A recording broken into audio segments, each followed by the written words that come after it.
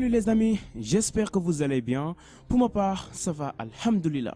Anubis par-ci, Osiris par-là, les momies, mais il n'y a pas que l'Égypte dans la vie. Le reste de l'Afrique aussi a eu une vie avant la colonisation et ces civilisations successives sont assez intéressantes à étudier, même si les sources ne sont pas abondantes. Quand on pense que certains retraités considèrent que l'Afrique n'est pas assez rentrée dans l'histoire. Et aujourd'hui les amis, nous allons découvrir les 10 civilisations africaines aussi fascinantes que l'Égypte ancienne, mais dont personne ne parle. Alors, vous êtes prêts? Allez, let's go! Carthage. Fondée par des colons phéniciens, Carthage devient une plaque tournante très puissante commercialement au IVe siècle avant Jésus-Christ. L'organisation politique et sociale y était semblable à ce qui se pratiquait à Rome. Avec une puissance économique sans précédent basée sur une diversification à la fois agricole, maritime et sur la qualité de la manufacture locale, la ville s'impose comme un sérieux concurrent pour Rome qui décide sous le commandement de Scipion l'Africain de la brûler une fois Hannibal et ses éléphants défaits. Le royaume Zoulou. C'est à Shaka Zulu que l'on doit la création du royaume Zoulou au 19e siècle à la suite de conquêtes de territoires annexes de l'Afrique australe. Shaka Zulu est le premier à réaliser le risque que représentent les Blancs en Afrique et décide de s'organiser pour se défendre contre eux. Ses successeurs, qui ont brûlé la moitié de leurs concurrents, mettent sur pied des entraînements militaires très complexes en vue d'affronter les Boers d'Afrique du Sud. Ceux qui cherchent au contraire dans un premier temps à signer des traités de paix, mais se font massacrer en 1838 par les Zoulous après avoir accepté une invitation façon Red Wedding. La réponse ne se fait pas attendre puisque la même année, dans une bataille régulière, les Zoulous se font décriminer. Le pays de Punt.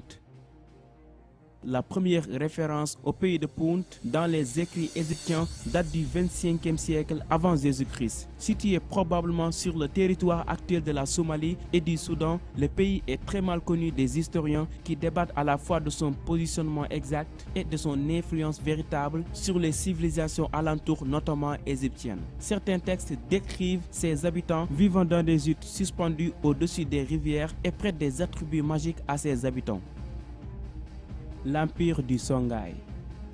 Sous domination de l'Empire du Mali entre le XIIe siècle et 1464, l'État Songhai réunissait des Berbères ayant fui les conquêtes arabes d'Afrique du Nord et les Songhai. L'empereur Sarakhole Mohamed Touré prend à partir de 1492 la décision d'islamiser le royaume. Le carrefour de culture et l'héritage de l'Empire du Mali permettent au royaume de bénéficier d'une très grande influence sur le plan culturel et économique. Les livres et l'enseignement attirent les scientifiques de tous les horizons, tandis que les grandes ressources minières et le commerce transsaharien assurent son développement économique. De plus, le Songhai est un centre commercial névralgique pour tous les échanges entre le nord et le sud de l'Afrique. Le royaume de Kouch. Sorte de réplique de l'Égypte ancienne, le royaume de Kouch s'établit sur le territoire actuel du Soudan, au sud de l'Égypte. Son organisation générale rappelait celle des Égyptiens, pyramides, momies et très forte influence commerciale. La plupart des écrits qui attestent de son existence émanent d'Égypte ancienne, ce qui fait que le royaume est décrit comme un territoire belliqueux. Il semble que les femmes y jouaient un rôle prépondérant et que la richesse du royaume se soit bâtie sur l'utilisation de fer. Le royaume finit par être envahi par les Égyptiens au XVIe siècle avant notre ère. La culture Nok. Découverte sur le tard en 1928 par l'excavation surprise de sculptures, la culture Nok était située sur le plateau du Nigeria. Elle est surtout célèbre par ses sculptures en terre cuite qui représentent le plus souvent des humains dotés de coiffures et d'atouts extrêmement élaborés. On sait peu de choses de cette civilisation, sinon qu'elle bénéficiait d'un système social et judiciaire très en avance pour son temps, avec notamment un système de cours de justice complexe qui rappelle l'organisation occidentale moderne de la justice. Les scientifiques ignorent totalement les raisons de la disparition de cette culture tout à coup autour de l'an 300 avant Jésus-Christ. L'Empire du Mali. Fondé au XIIIe siècle, après une guerre contre Petit Royaume, l'Empire du Mali est un territoire multiculturel qui regroupe dans la paix des populations issues de différentes ethnies. Sur le plan religieux, il n'impose pas de religion officielle, mais avait cette particularité de faire régner un empereur musulman sur une population majoritaire animiste. Sinon, c'est au niveau administratif que l'Empire du Mali impressionne avec une vraie subdivision des provinces sous la houlette de gouverneurs et un conseil de sages assimilable à un gouvernement pour prendre des décisions au niveau impérial. À son apogée territorial, l'empereur Kanga Moussa réalise un pèlerinage à la Mecque dont il revient avec de nombreux scientifiques. Il fonde également des écoles à Tombouctou où des élèves issus de tout le territoire peuvent venir étudier, et encore Mansa Moussa était et il est encore l'homme le plus riche de l'histoire de l'humanité. L'Empire du Ghana.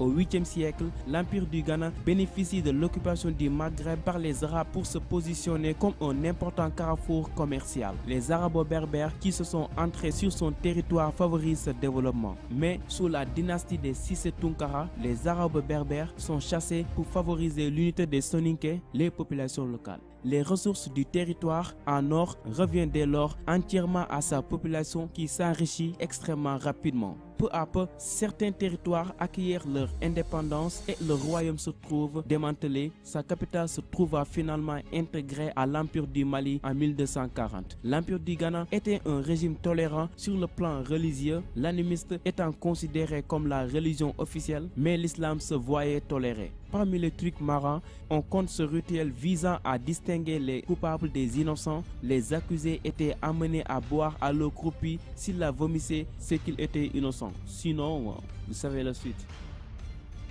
Le royaume du Bénin. À son âge d'or, vers la fin du XVe siècle, le royaume du Bénin s'étendait sur toute la zone du sud du Nigeria. Le chef Oba Ewuware entame une série de conquêtes pour former un empire. Autrefois, le titre d'Oba, correspondant au leader, était redistribué à la mort du chef. Désormais, il sera héréditaire. Au cours du XVe siècle, les navigateurs portugais débarquent sur les côtes du royaume et passent avec ses dirigeants des accords commerciaux et diplomatiques. Des ambassadeurs sont désignés et le royaume échange des épices, son ivoire et ses matières premières contre des objets manufacturés dont des armes venues d'Europe. La puissance militaire du royaume est évaluée à 100 000 hommes. L'arrivée des Anglais avec qui le royaume bénin entame les échanges commerciaux change la donne. Au 19e siècle, les Britanniques imposent des négociations musclées à l'Oba et restreignent les productions du royaume à l'huile de palme. Puis, ils envahissent militairement les territoires béninoises et incorporent son territoire aux colonies britanniques. Le royaume d'Aksum. Situé au nord de l'Éthiopie, le royaume d'Aksum a bénéficié pendant près de 100 000 ans de sa situation au carrefour de la Méditerranée et de la route des Indes pour développer une puissance commerciale sans précédent et asseoir sa domination sur la mer Rouge. Les marchands romains mouillaient au royaume pour réaliser du commerce avec les Indes et l'intégrale des matières premières issues d'Afrique, ivoire, encens, or, transité par ces ports. À partir du IIe siècle, le royaume s'est doté d'une monnaie propre. À son apogée, il s'étendait sur 1,25 million de kilomètres carrés du nord de l'Éthiopie jusqu'à l'Arabie du Sud et le Yémen et était considéré comme l'une des 4 grandes puissances mondiales, avec la Chine, l'Empire romain et la Perse. Allez les amis, c'est tout pour aujourd'hui. J'espère que cette vidéo vous a plu. Quel est le royaume ou la civilisation qui vous a le plus façonné? N'hésitez pas à me le dire dans les commentaires et abonnez-vous aussi pour encore plus et plus de vidéos. Allez, ciao!